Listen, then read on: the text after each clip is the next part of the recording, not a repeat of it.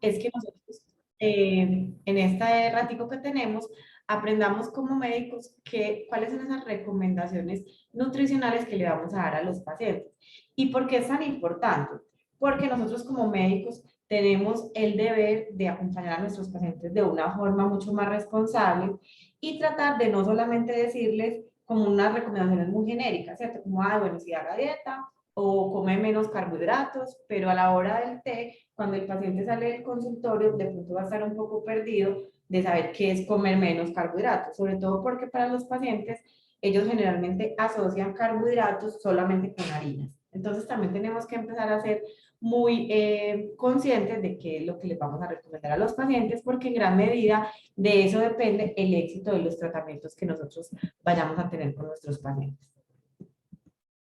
Entonces, aunque la doctora Juliet nos habló un poquito, pues, como de todo el tema de la lipogénesis y de la formación de la grasa, les voy a comentar, pues, como muy rápidamente, cuál es esa importancia de conocer el tejido adiposo, ¿cierto? Entonces, nosotros como médicos y los que nos dedicamos también como a la parte estética, sabemos que es muy importante diferenciar la distribución de la grasa, tanto la grasa subcutánea como la grasa visceral. Porque es importante diferenciarla y también aprenderla a diagnosticar en nuestros pacientes. Porque eso también va a depender de las expectativas y poder aterrizar un poco esas expectativas del paciente. ¿Por qué razón? Podemos tener pacientes que nos consultan, por ejemplo, con grasa localizada y pueden tener unos abdómenes muy prominentes y muy duritos, con gran cantidad de grasa visceral y pueden estar consultando para que nosotros les realicemos aplicación de enzimas. ¿Y qué va a pasar con esos pacientes? Pues si vamos a intervenir esta grasa subcutánea, pero si nosotros no trabajamos la grasa visceral con recomendaciones nutricionales y con actividad física, probablemente los resultados de estos pacientes no van a ser los mejores, ¿cierto? Porque si van a bajar el panículo adiposo superficial, pero a nivel visceral, pues obviamente nosotros no vamos a poder intervenir con la aplicación de las enzimas. Adicional a esto, no solamente pues como la parte estética es importante, sino también a nivel metabólico y de salud, los pacientes que tienen mayor cantidad de tejido adiposo visceral, como vemos acá en la diapositiva, van a tener mucha mayor inflamación. Entonces está más relacionado con toda la producción de citoquinas proinflamatorias y también con aumentar el riesgo de enfermedades cardiometabólicas, síndrome metabólico, diabetes y todo lo que ya conocemos. Por eso también es muy importante hacerle, digamos, hacer un adecuado diagnóstico en el paciente con métodos de composición corporal. No sé ustedes en los consultorios donde si manejan de pronto algún tipo de bioimpedancia o si tienen algún otro método diagnóstico o saben utilizar los adipómetros para hacer la técnica de pliegues e identificar el porcentaje de grasa en los pacientes. Otra manera indirecta de identificar la grasa visceral es con el perímetro de cintura. Recordemos que para la población colombiana se recomienda que los hombres estén por debajo de 90 o 92 y las mujeres por debajo de 80 o 82 centímetros. Entonces, si tenemos un paciente que aunque a la vista puede que se vea delgado, pero tiene un perímetro abdominal aumentado, podemos escuchar que este paciente tenga algo de grasa visceral. Entonces podemos realizar una bioimpedancia o una densitometría o enviarle algún otro método como una tomografía o una resonancia y podemos evaluar la composición de la grasa visceral. Entonces, para poder identificar nosotros cómo es que se forma el tejido adiposo, hay que tener claro estas dos reacciones químicas, que es la lipogénesis y la lipólisis. Teniendo muy claro estas dos reacciones, pues vamos a poder analizar muy bien cuáles son esos alimentos que debemos recomendarle o no a nuestros pacientes cuando queremos que pierda principalmente peso, pero que lo pierda en la expensas de la grasa. Entonces, la lipogénesis es esta reacción química que, pues, como su nombre lo dice, es la formación de grasa. Se estimula principalmente por la insulina. La insulina es como esa llavecita que enciende o ese switch que enciende esa vía metabólica. La glucosa es su principal sustrato porque como vimos ahorita, la doctora Juliet nos dijo, la glucosa también es capaz de convertirse y de producir ácidos grasos. Entonces la lipogénesis se estimula y tiene su principal sustrato en la glucosa. Y los principales tejidos con síntesis de triglicéridos son el tejido adiposo, el hígado y la glándula mamaria. Y también es estimulada después de los periodos de ingesta en el estado postprandial. En cambio, la lipólisis es toda esa otra reacción química que nosotros queremos que nuestros pacientes estén realizando para poder bajar de peso y reducir el tejido adiposo, está estimulada principalmente por las catecolaminas, entre ellas la epinefrina y la norepinefrina. Existen algunos estimulantes naturales como la cafeína y el té verde. También la capacidad de la respuesta lipolítica es mayor en las vísceras que en el tejido subcutáneo abdominal. Por eso muchas veces cuando los pacientes hacen dieta y ejercicio, pues bajan grasa visceral, pero esa grasa subcutánea a veces es tan difícil de bajar, principalmente en algunas zonas corporales. Incluso nosotros mismos lo podemos experimentar si hacemos dieta, ejercicio.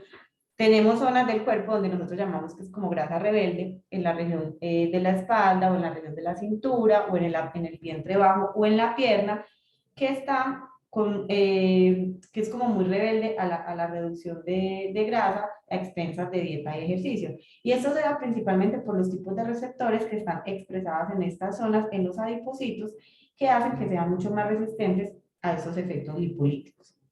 ¿Cómo se inhibe la lipólisis? Entonces, está inhibida o esta ruta metabólica está apagada cuando la insulina está elevada y cuando tenemos un alto consumo de carbohidratos.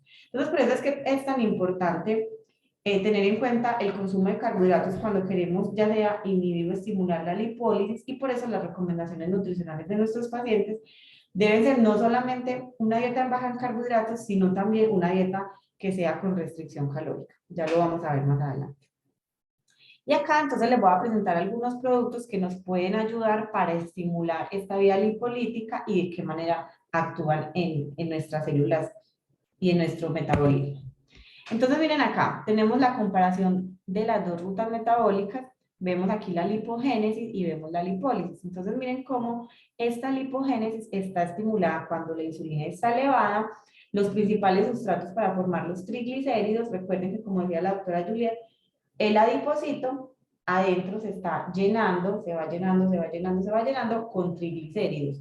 Esos triglicéridos, ¿cómo se forman? Entonces miren que necesitan principalmente dos sustratos que son los ácidos grasos y el glicerol. Estos ácidos grasos provienen de la alimentación y también de la síntesis de los ácidos grasos a partir de la glucosa, y el glicerol proviene de la glucosa. Entonces, cuando tenemos dietas muy altas en carbohidratos, los pacientes van a estimular la insulina y esta insulina va a hacer que esta ruta lipogénica esté activada y está haciendo permanentemente que dentro del adipocito se estén agrupando los triglicéridos. ¿Listo? En cambio, la reacción contraria, que es la lipólisis, que es la que queremos que nuestros pacientes realicen, miren que está estimulada o se enciende cuando la insulina está a la baja, cuando las catecolaminas se aumentan. Por eso cuando los pacientes realizan actividad física también se prende esta ruta metabólica, y lo que va a pasar finalmente es que estos triglicéridos se van a hidrolizar en ácidos grasos y en glicerol. Pero miren que esto es solamente la primera parte de todo el tratamiento de las adiposidades. Lo primero que pasa es la lipólisis, que nosotros también podemos realizar lipólisis química con las enzimas o lipólisis también mecánica, por ejemplo, cuando los pacientes se someten a procedimientos donde se extrae grasa, o con diferentes tipos de tecnologías como la criolipólisis o otro tipo de tecnología que dañe la membrana del adipocito.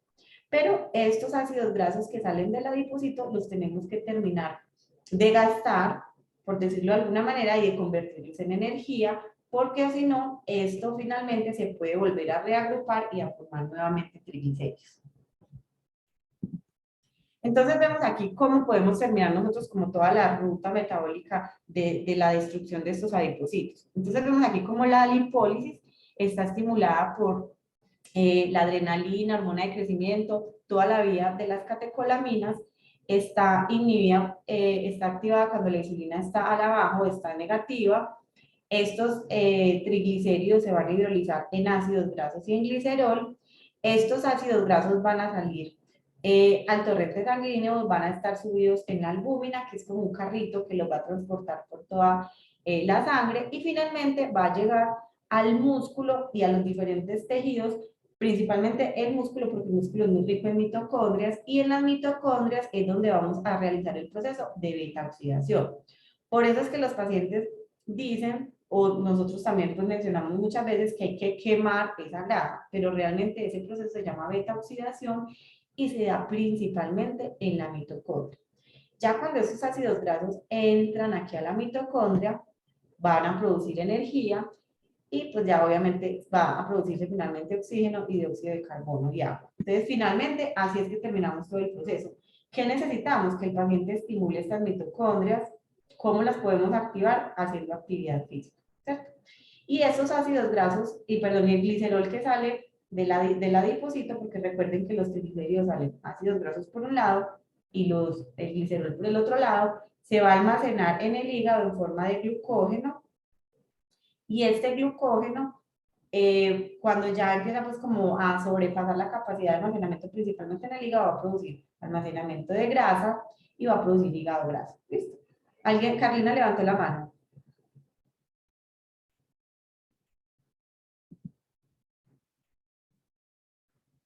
¿Tienes alguna pregunta? Si quiere, continuemos, Doc, y al final, Al pues, final nos igual las en van el chat. escribiendo. Listo, muchas gracias. Entonces miren que así finalmente, estos triglicéridos hay que terminarlos de hidrolizar y de gastar, ya sea en el hígado, en el músculo o en los diferentes tejidos, para terminar toda la ruta metabólica. Entonces, ¿cuál es la meta con nuestros pacientes? Nosotros queremos, y los pacientes también quieren, perder grasa, pero conservar la masa muscular, ¿cierto? Pero también muchos llegan con muchas exigencias, que no les pongamos dietas muy restrictivas, que no aguanten hambre, que no se les vaya a acabar la cola, ni la grasa localizada que tienen en otras zonas, pero que vayan a bajar solamente grasa abdominal, ¿cierto? Entonces hay que tener en cuenta como todos estos puntos, aterrizar mucho las expectativas del paciente y con todo el conocimiento poderle dar las herramientas para que puedan tener buenos resultados a largo plazo. Entonces, nosotros queremos que el paciente pierda grasa, pues vamos a hacer la aplicación de las enzimas. Para conservar la masa muscular, pues obviamente tenemos que hacer una buena guía nutricional y ejercicio y también todas las recomendaciones. Entonces, nuestras pacientes pueden, si nosotros nos quedamos solamente con el peso corporal, si las montamos en la báscula del consultorio, o muchas veces ni siquiera las pesamos, sino que les preguntamos, ¿usted cuánto mide? ¿Usted cuánto pesa? Y les calculamos el IMC, ¿cierto? Pues lo ideal sería tomarnos un poco más de tiempo y hacer una valoración de la composición corporal un poco más completa para poder determinar que este peso, esta estatura y este índice de masa corporal, a qué porcentaje de grasa corresponde. Entonces, por ejemplo, esta paciente, las dos tienen un índice de masa corporal de 22. Pero esta paciente, por ejemplo, tiene un porcentaje de grasa de 30 y esta paciente tiene un porcentaje de grasa de 13. Entonces, probablemente el motivo de consulta de cada una puede ser diferente y van a tener, obviamente, un tratamiento nutricional también diferente.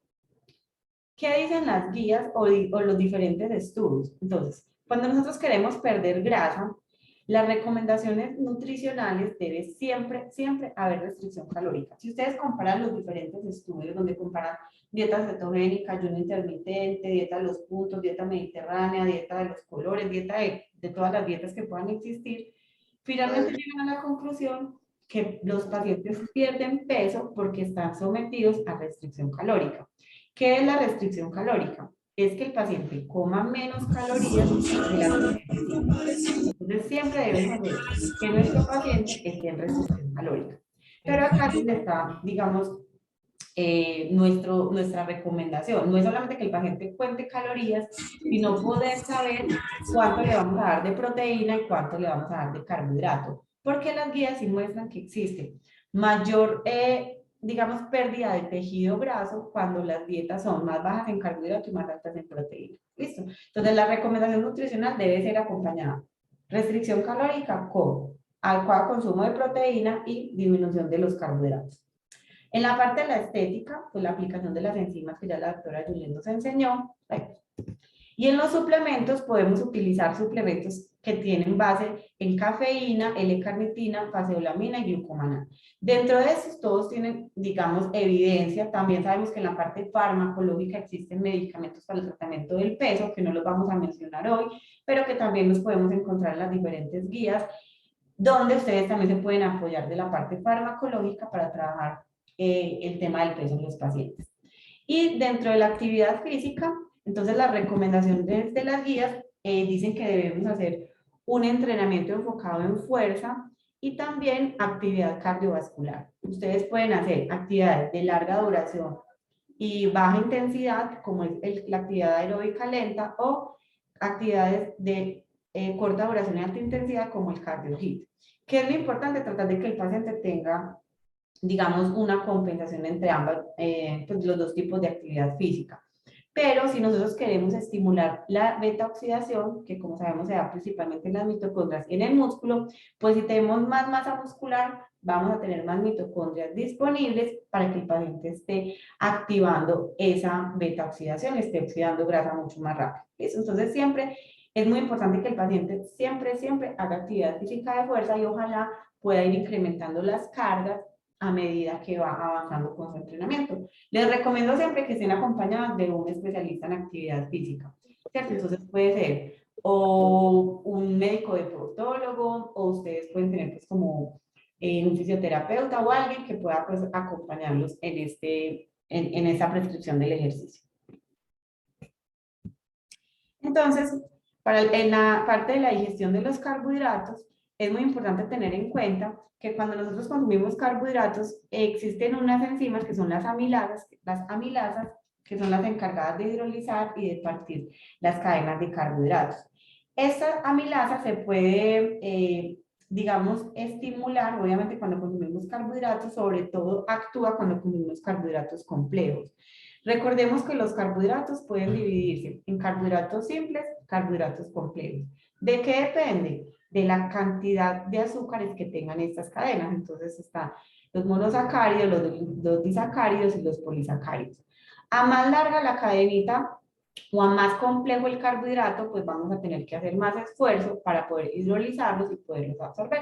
Cuando consumimos carbohidratos simples, como los azúcares, la glucosa, la fructosa, todos esos azúcares simples, en nuestro cuerpo no tiene que hacer digamos, como tanto esfuerzo, ni nuestras enzimas como la amilasa tienen que hacer esfuerzo para poder hidrolizarlos, sino que simplemente entran de una forma muy rápida a través de nuestro intestino y por eso es que hace picos de hiperglicemia. Por eso la recomendación no solamente para el control de peso, sino también para los pacientes diabéticos o prediabéticos, es evitar el consumo de carbohidratos simples. Un truco para identificar los carbohidratos simples y complejos es, los carbohidratos simples principalmente es todo lo que es procesado, los azúcares simples. Y los complejos es entre más fibra tiene el alimento o el carbohidrato, pues más complejo es. Dentro de los complejos podemos encontrar todas las verduras, la mayoría de las frutas y los alimentos integrales, todo lo que tenga mucho más fibra. ¿Listo? Entonces tratar de recomendarle a los pacientes que no consuman carbohidratos simples, dulces, cosas de panadería, productos industrializados, gaseosas, jugos, productos de paquete, porque todos esos son ricos en azúcares simples.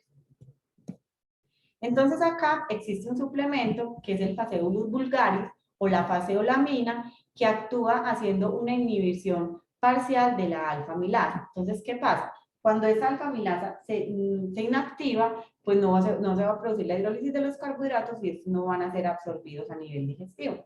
¿Qué puede pasar? Que como esos carbohidratos no se absorben, pues nuestras bacterias intestinales pueden hacer una fermentación y uno de los efectos, digamos, no deseados de la faseolamina o de Faseolus vulgaris es que puede producir algo de distensión abdominal o de flatulencia en los pacientes. Entonces, existe este suplemento, de los cuales pues Marisela hace la representación también acá en Medellín, que es rico en faseolamina o Faseolus vulgaris, que es una fibra proveniente del frijol blanco, que nos va a hacer una inactivación de la alfa-amilasa.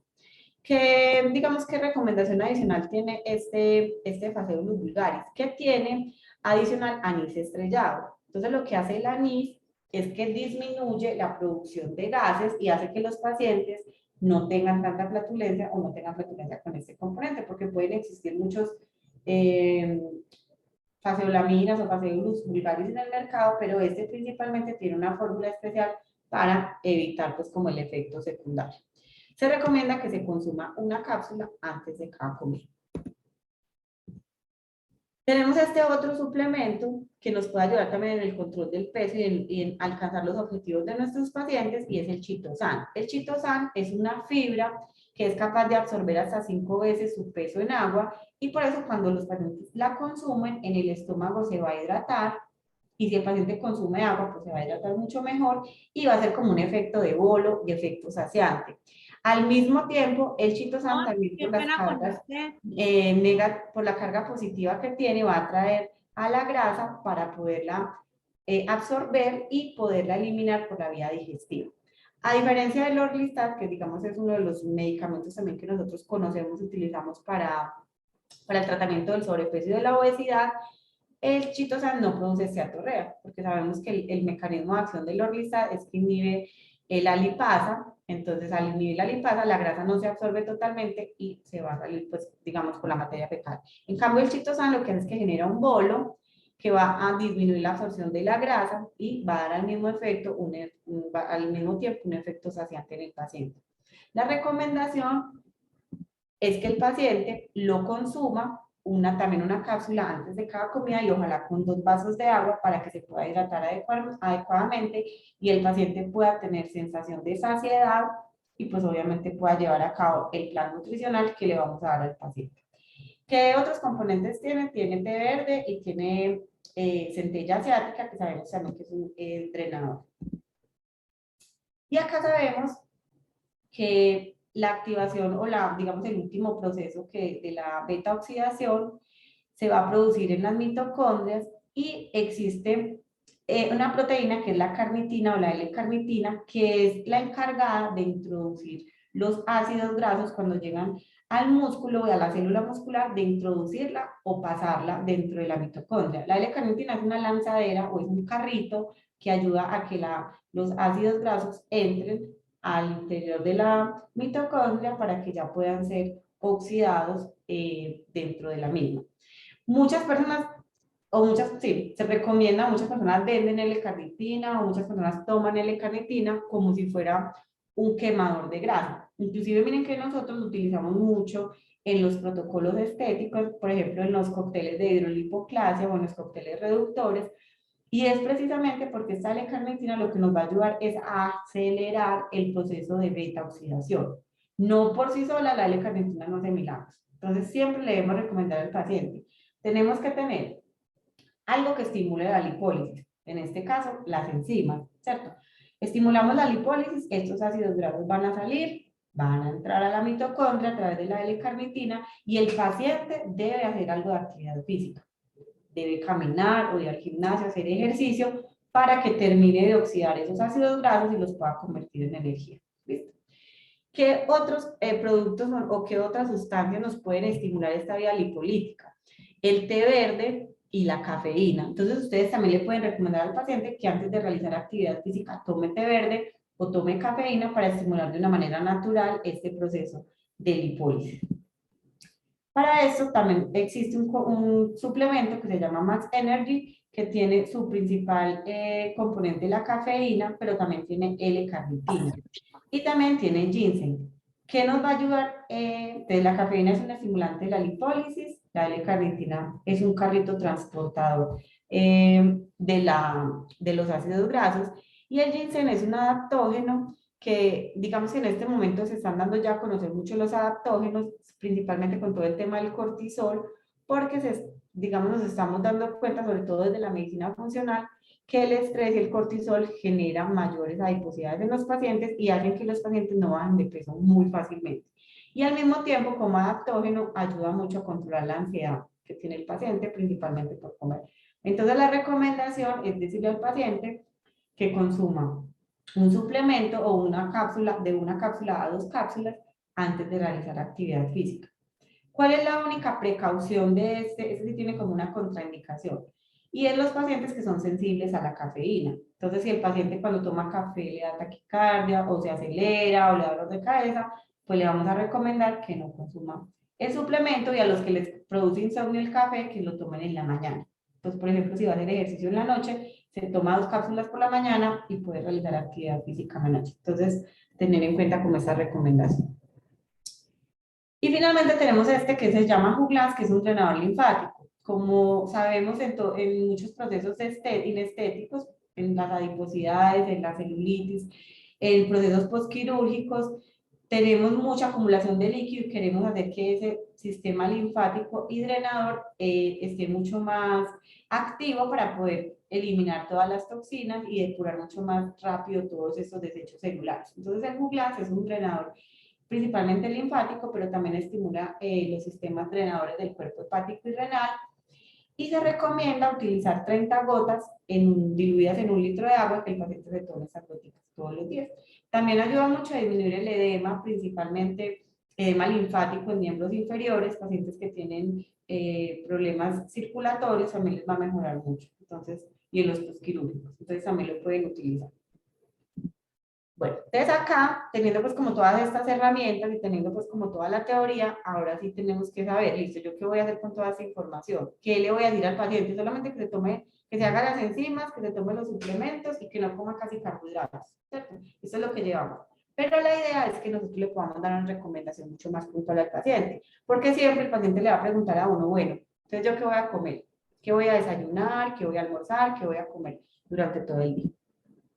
Entonces, para nosotros hacer este ejercicio necesitamos llevar 3 pasos. El primer paso es que debemos hacer el cálculo del gasto energético total del paciente, es decir, saber cuántas calorías ese paciente necesita en un día para estar en equilibrio. Ese es el gasto energético total. Segundo, debemos calcular el déficit, porque recordemos que para que el paciente baje peso y baje grasa, debe haber un déficit calórico, ¿cierto? Debe haber un déficit energético. Entonces debemos calcular ese déficit, restarlo de ese gasto energético total, y ahí ya vamos a tener el número de calorías que el paciente va a consumir en el día. Y finalmente, con este número de calorías, ya le vamos a distribuir los macronutrientes y le vamos a poder entregar al paciente su plan de alimentación y le vamos a poder decir, esto es lo que debes consumir durante todo el día. Listo. Entonces, existen muchos métodos para nosotros calcular el gasto energético total.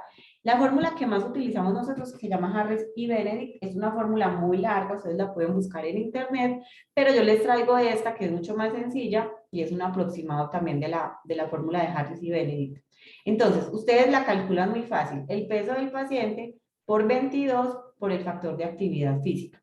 ¿Qué es el factor de actividad física? Es un número, es una variable que nosotros le vamos a poner dependiendo qué tanto ejercicio hace el paciente. Entonces, miren, por ejemplo, esta tabla. Si el paciente no hace nada de ejercicio, lo vamos a multiplicar por 1.2. Si el paciente hace ejercicio de 1 a 3 días a la semana, lo vamos a multiplicar por 1.4. Si el paciente hace ejercicio entre 3 a 5 días a la semana, lo vamos a multiplicar por 1.6. Y si ya el paciente va todos los días, o de 5 a 7, 1.8. Ya los pacientes que son deportistas o que van al gimnasio por la mañana y por la noche, ya lo vamos a multiplicar por 2. ¿Listo? Entonces vamos a ver este ejemplo. Tenemos un paciente que pesa 60 kilos y que es una paciente sedentaria. Entonces, ¿cuál es el gasto energético total de esa paciente? Entonces lo vamos a hacer acá. Multiplicamos 60, que es el peso, por 22, por el factor de actividad física, que en este caso sería 1.2. ¿Listo? Entonces miren que acá nos da un gasto energético total de 1580 calorías. Es decir, 1580 calorías es el aproximado de calorías que esta paciente necesita en un día para estar, digamos, estable con su peso, ni para arriba ni para abajo. ¿Listo? Si nosotros ya queremos que el paciente baje, que es lo que queremos en este caso, tenemos que hacer el segundo paso, que es hacer el cálculo del déficit calórico. Entonces recordemos que el paciente siempre debe estar en déficit para que pueda empezar a bajar de peso. Entonces, ¿cómo vamos a calcular el déficit? Depende qué tan rápido o qué tanto queramos que el paciente pierda peso. Entonces lo podemos calcular haciendo un déficit leve, moderado o más marcado, entre un 10, 20 o 30% de las calorías que el paciente necesita. Entonces, por ejemplo, en este ejemplo que el paciente tiene un gasto energético total de 1600 calorías. Si yo quiero que el paciente reduzca, tenga una reducción leve del peso, le voy a reducir el 10% de sus calorías, que serían 160. Si queremos que sea moderado, le vamos a reducir el 20%, o si queremos que el paciente tenga una reducción un poquito más rápida, le vamos a calcular el 30% de sus calorías. Entonces, en este caso, serían 160 si es el 10, 320 si es el 20, o 480 calorías si es el 30%. Entonces, por ejemplo, en esta paciente, si nosotros tenemos que le vamos a reducir el 30% de las calorías, vamos a hacer una reducción más marcada, entonces vamos a coger 1600, que es el gasto energético total, y le vamos a restar las 480 calorías. ¿Listo? Y eso nos va a dar 1122. Ese ya sería el número de calorías que la paciente necesitaría para poder perder peso. ¿Listo? Ya serían las calorías calculadas con el déficit calórico. Entonces, ya teniendo ese número de calorías, ahora sí, ¿qué le vamos a dar al paciente? ¿Cierto? ¿Cuánto le vamos a dar de proteína? ¿Cuánto le vamos a dar de grasa? ¿Cuánto le vamos a dar de carbohidratos? Porque finalmente eso es lo que nos va a permitir a nosotros elaborarle el plan de alimentación de la paciente. Entonces, yo siempre empiezo por la proteína. Existen muchos métodos para hacer eso, ¿cierto? Hay personas que empiezan o que son con porcentajes, entonces colocan, si el 100% es 1120, yo le voy a dar el 50% de carbohidratos y le voy a dar el 30% de proteínas y el 20% de grasa. Ustedes lo pueden hacer así, por porcentaje. Lo pueden hacer por gramos, también lo pueden hacer por gramos o lo pueden hacer por calorías. A mí siempre me gusta empezar por la proteína porque como veíamos ahorita, los estudios son muy fuertes en demostrar que las dietas más altas en proteínas y bajas en carbohidratos nos ayudan a perder más rápido grasa, principalmente grasa localizada, grasa y grasa visceral. Entonces vamos a hacer el cálculo con la proteína. Las guías dicen que para perder peso, no en un paciente enfermo ni en un paciente renal, que sabemos que el aporte de proteína es mucho menor, en un paciente para perder peso, el aporte de proteína debe ser entre 1.8 a 2.6 gramos por kilo de peso al día. Entonces, si por ejemplo a nuestra paciente de 60 kilos, yo le voy a dar 2 gramos de proteína por kilo de peso, entonces hacemos el cálculo. Si la paciente pesa 60 kilos, lo multiplicamos por 2 y esto nos va a dar 120 gramos de proteína al día. ¿Listo? Estos 120 gramos yo también los puedo convertir a calorías. Entonces vamos a convertirlos a calorías. Cada gramo de proteína nos va a aportar 4 calorías. Entonces hacemos una regla de 3. 120 gramos de proteína, lo multiplicamos por 4, 120 gramos de proteína por 4 calorías nos da 480 calorías. ¿Listo? Entonces ustedes tienen las dos maneras de hacer los cálculos, por gramos o por calorías. Yo les recomiendo que siempre tengan el valor de las dos porque ustedes le van a entregar al paciente la lista de intercambio que ya se las voy a enseñar a manejar, pero a muchos pacientes les gusta mucho saber cuántos gramos se deben comer, porque los pesan, porque utilizan gramera. No es el común de los pacientes, pero si ustedes tienen pacientes que tienen pues como esa necesidad, pues también que ustedes tengan el valor en gramos. Entonces, listo, ya tenemos las proteínas. Lo segundo que vamos a calcular es la grasa. ¿Cuál es la recomendación de aporte diario de grasa? Es entre 0.5 a 1.5 gramos por kilo de peso. Entonces, volvemos al ejemplo.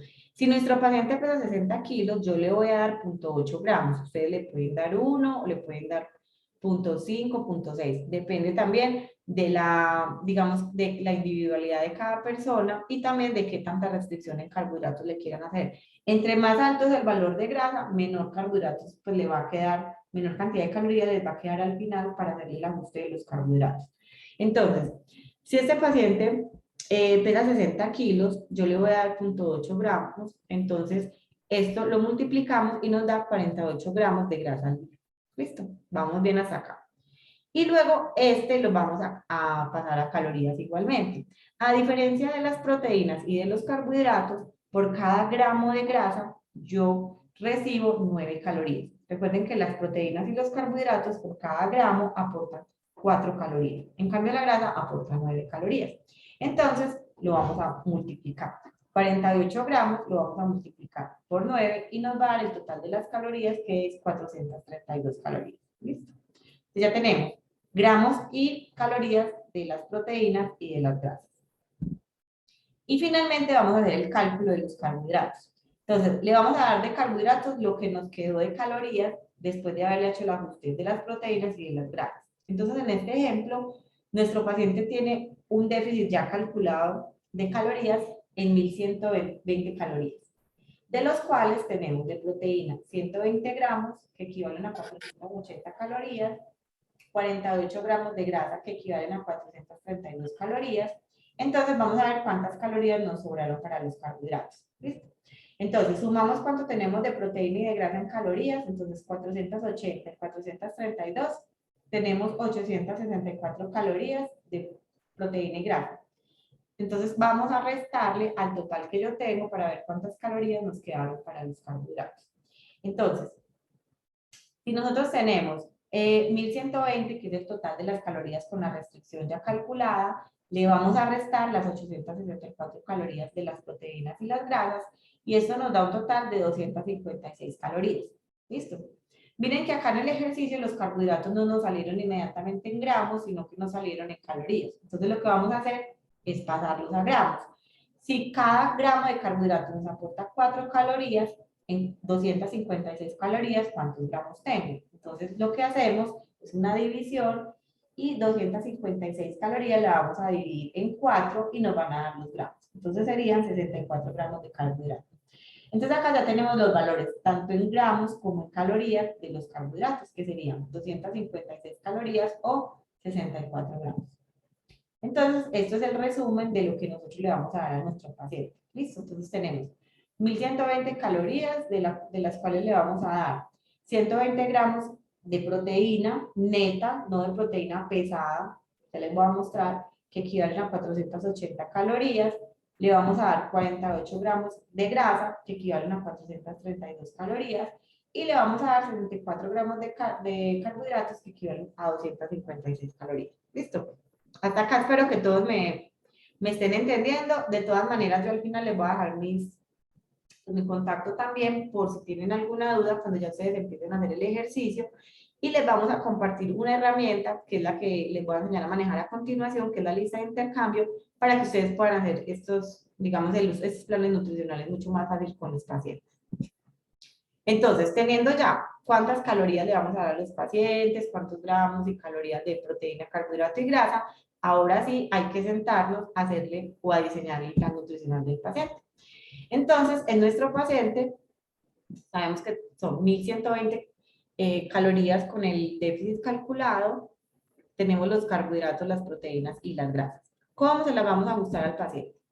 Entonces, existe esta herramienta que es la lista de intercambio, que la lista de intercambio es como un consenso o es como una estandarización que se hicieron de los grupos de alimentos, y estos grupos de alimentos más o menos en promedio aportan X cantidad de calorías y X cantidad de proteínas, carbohidratos y grasas. Entonces, más o menos ustedes pueden buscar en la literatura, pueden encontrar diferencia de 5, 4 calorías o gramos, pero en general es más o menos pues como esta que yo les traigo aquí a continuación.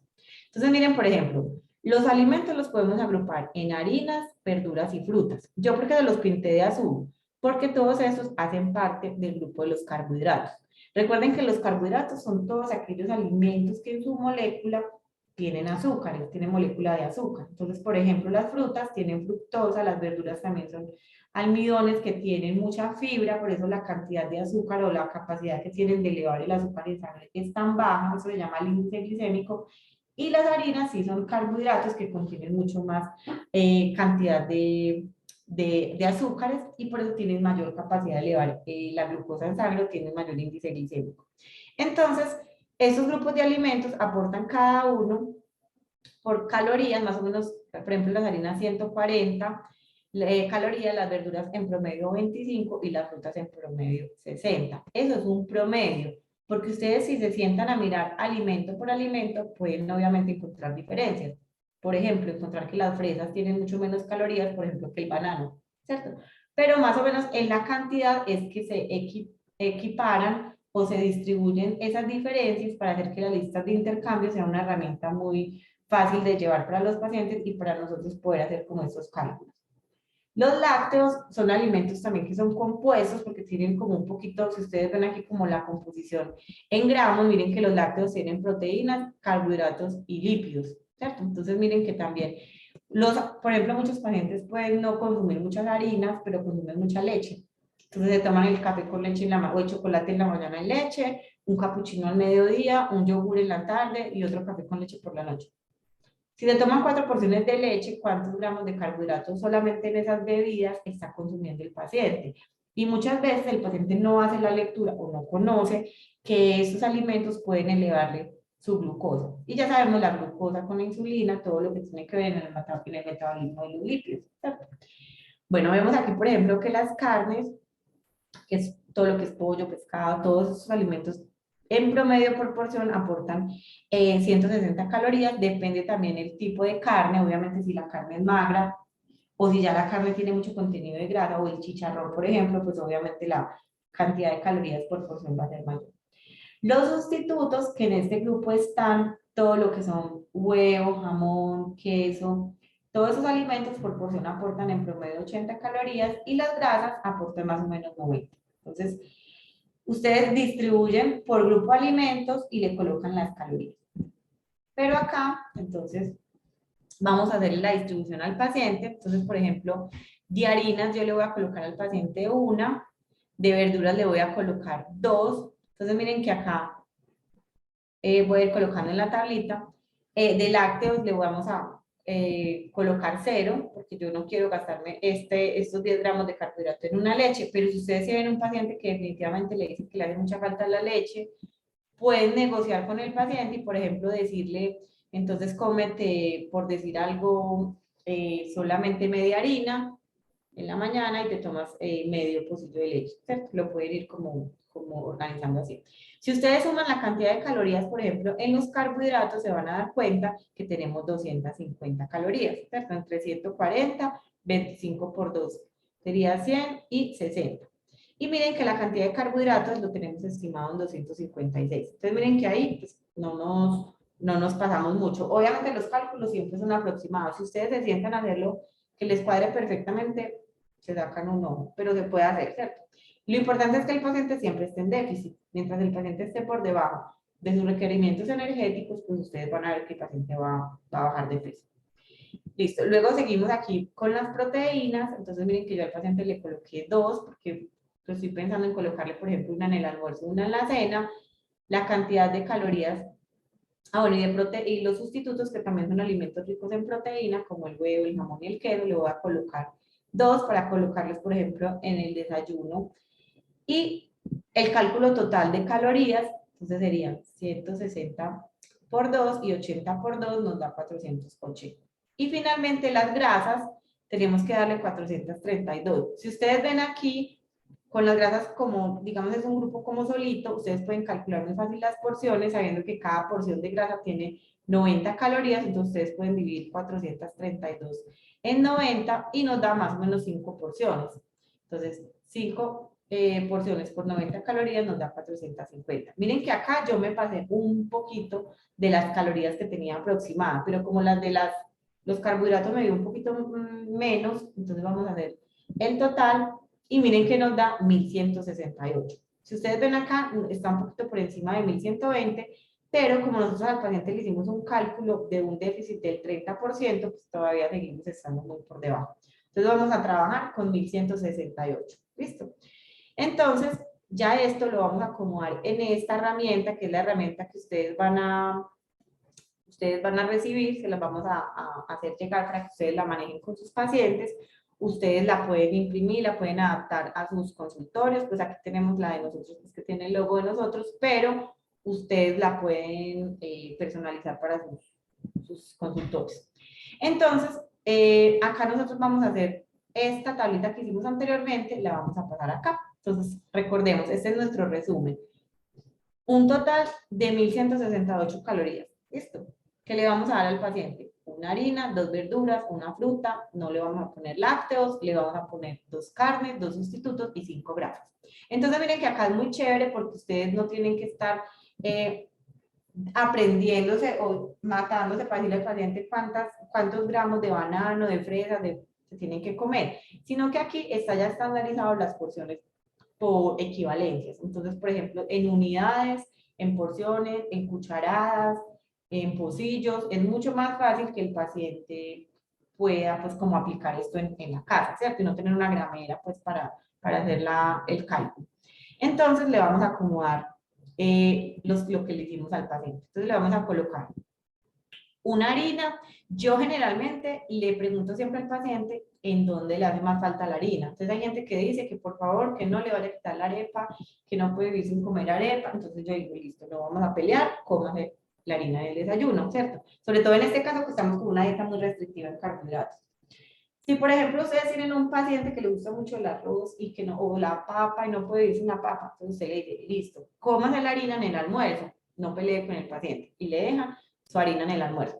O también usted se la puede dejar flexible y le puede decir, Hoy te comes la harina en el desayuno, mañana en el almuerzo, pasado mañana en la cena, o la puede ir moviendo.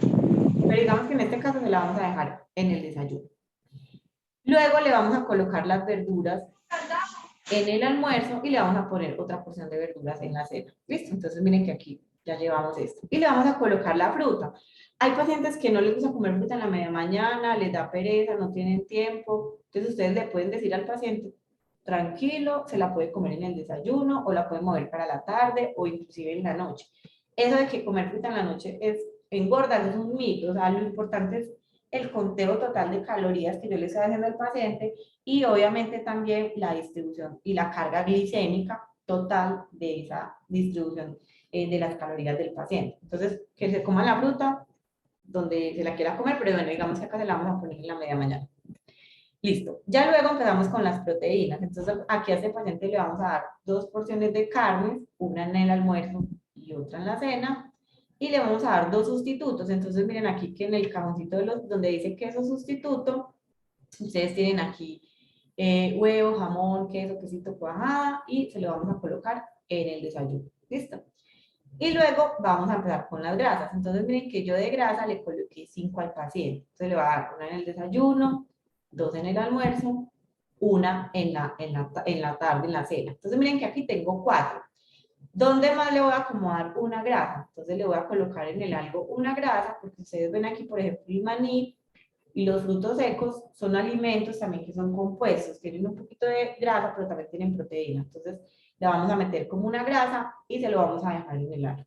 ¿Listo? Entonces, miren que hasta acá logramos hacerle una lista al paciente con, digamos, una dieta al paciente con esta lista de intercambio y es muy flexible. ¿Por qué? Porque el paciente puede todos los días desayunar arepa o si quiere lo puede intercambiar, por ejemplo, por unas galletas o lo puede intercambiar, por ejemplo, por una porción de plátano. Por ejemplo, pacientes que sean del Chocó o de la costa, ellos no son de comer tanta arepa o de consumir pues como otro tipo de alimentos. Entonces ustedes lo pueden decir que lo pueden intercambiar.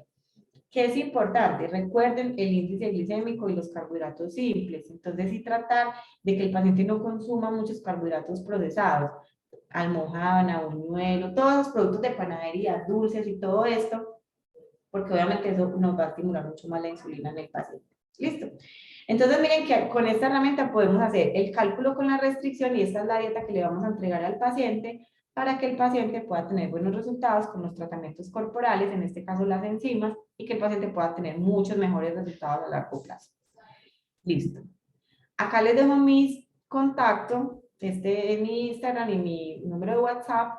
Cuando ustedes reciban las herramientas y empiecen a hacer los cálculos, si se enredan, no tienen ninguna duda, me pueden escribir. Ustedes pueden encontrar muchas otras formas de hacer este proceso. Digamos, así es una de las maneras en que yo lo hago y como lo enseño, porque es como la manera más rápida. Existen muchas otras formas, pero finalmente son muy similares en los cálculos. ¿Listo? Entonces espero que les sirva mucho esta información. No sé si nos vamos ya a las preguntas o hacemos primero la parte de la aplicación de las enzimas y al final hacemos las preguntas. No sé, Mari. No, yo creo que de una vez las preguntas que tengamos ahí en el chat, que vi que fueron pocas, fue como muy clara la explicación. Entonces, Listo. de una vez para que ya finalicemos con la aplicación. Como decía la doctora, en el portafolio ya contamos con los suplementos. ¿Cuál es nuestra idea? Nuestra idea es que los resultados que los pacientes obtienen estén a largo plazo, ¿cierto?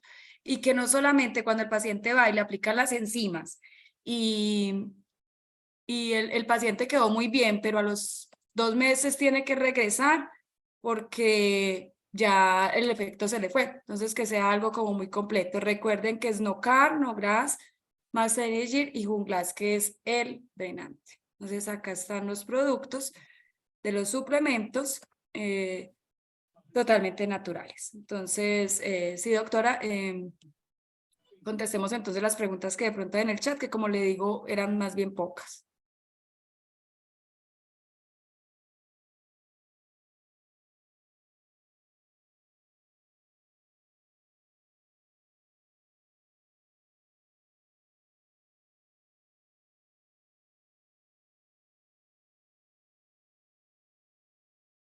Hola. No sé si no me están. Me voy a bañar con agua.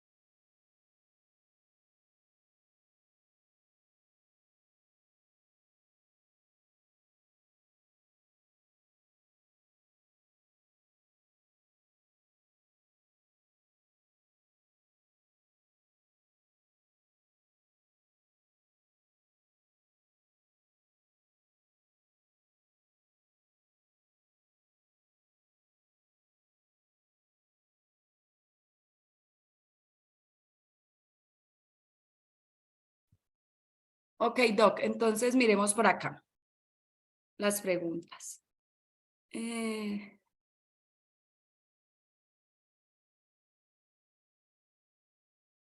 Los suplementos ya les van a colocar el número del teléfono en donde los pueden conseguir. Yo les doy los precios y cómo los vamos a manejar. Si ya ustedes los quieren tener en el consultorio o los quieren formular y que se los envíen.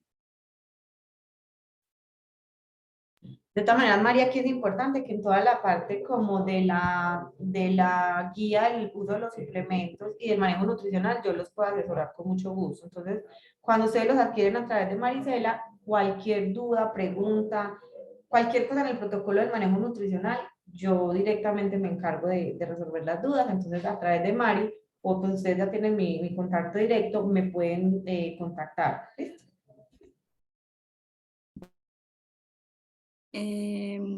Por aquí es que no alcanzo a ver bien las preguntas.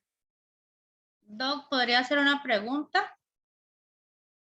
Claro que sí, cuéntanos. Doc, lo que pasa es que yo trabajo en una clínica estética y yo siento que por más de que se maneje criolipólisis, por más de que tengamos Venus Legacy, por más de que tengamos Indiva y cantidad de equipos de alta gama, siento que a veces no se logra el resultado que nosotras deseamos ver en el paciente. Entonces me interesó bastante la clase, el acompañamiento que usted me está dando, porque a veces uno, a pesar de tener tan alta tecnología, de hacer buenos masajes, buenos drenajes, siento que hace falta mucho pues este acompañamiento como tal para el paciente. Sí, pero mira que eso no es solo una inquietud tuya, a todos nos pasa, pero eso se da porque, no, digamos, con los tratamientos estéticos nosotros hacemos una parte, pero el paciente tiene que hacer otra parte con su estilo de vida, sobre todo desde la fisiopatología de la lipogénesis y de la celulitis y de todos los, todas las patologías que nosotros tratamos. Si los pacientes no tienen hábitos que disminuyan la inflamación, que disminuyan la producción de tejido adiposo, después no va a haber resultado, porque tú le puedes trabajar la adiposidad y reducirla, pero si el paciente en 2 o 3 meses come mal, no tiene una restricción calórica, no hace ejercicio, pues esa adiposidad vuelve, miren que los triglicéridos vuelven y se forman y se depositan en los adipocitos. Entonces, sí es muy importante hacerle énfasis a los pacientes desde el inicio de que ellos deben tener un compromiso en el manejo en casa, porque si no, siempre quieren resultados milagrosos y ni siquiera las cirugías pueden tenerlos a largo plazo si los pacientes no tienen un compromiso desde sus hábitos pues, de vida, por decirlo así. Sí, señora, es verdad.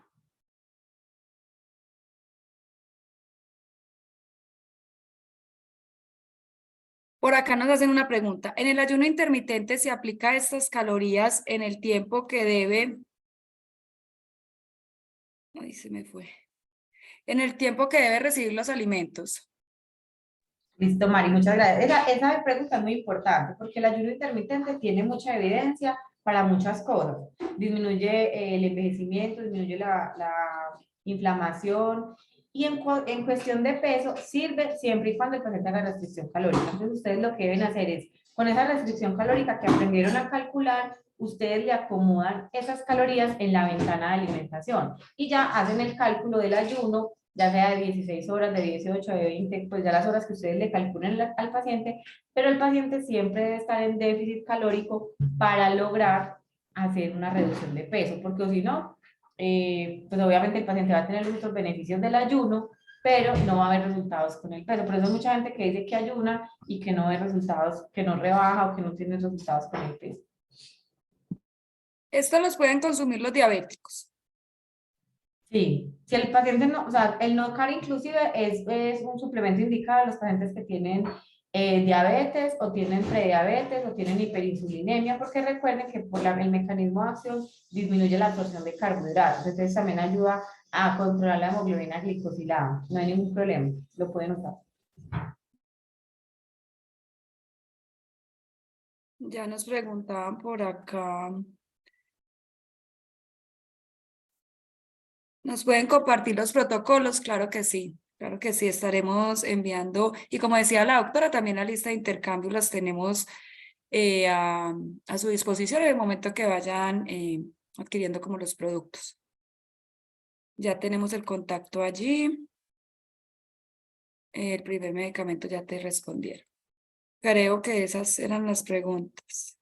Acá veo una Mari que con hipotiroidismo no hay ningún problema. Ninguno de los suplementos tiene yodo ni tiene ningún componente que pueda alterar la tiroides, lo pueden usar sin ningún problema. La única precaución que ustedes deben tener es con el Max Energy en los pacientes que tienen sensibilidad a la cafeína.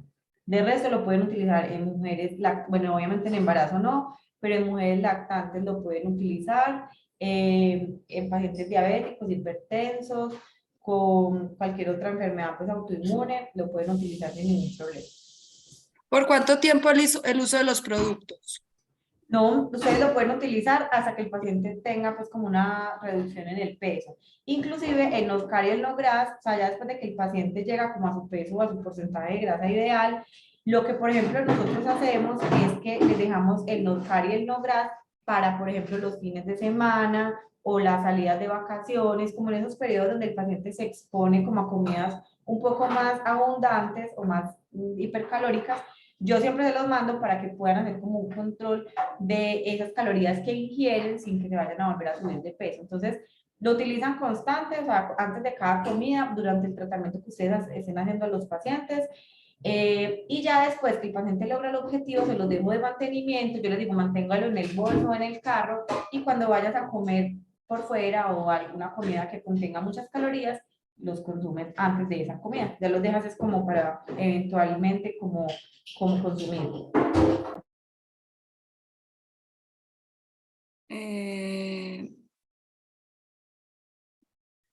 Doc, ¿nos recuerda por favor sus contactos? Listo, entonces mi WhatsApp los voy a anotar igual acá en el chat, 301-655-4506. Y me pueden encontrar también en Instagram, me pueden escribir, pues a veces me demoro un poquito más por ahí, doctora-Ana Cristina Gómez. Pero por el chat, por el WhatsApp, pues yo leo los mensajitos como cuando tenga espacio, me pueden escribir. Creo que ahí terminamos con el tema de las preguntas. Entonces, Doc, démosle paso a la doctora Juliet para realizar la aplicación de las enzimas.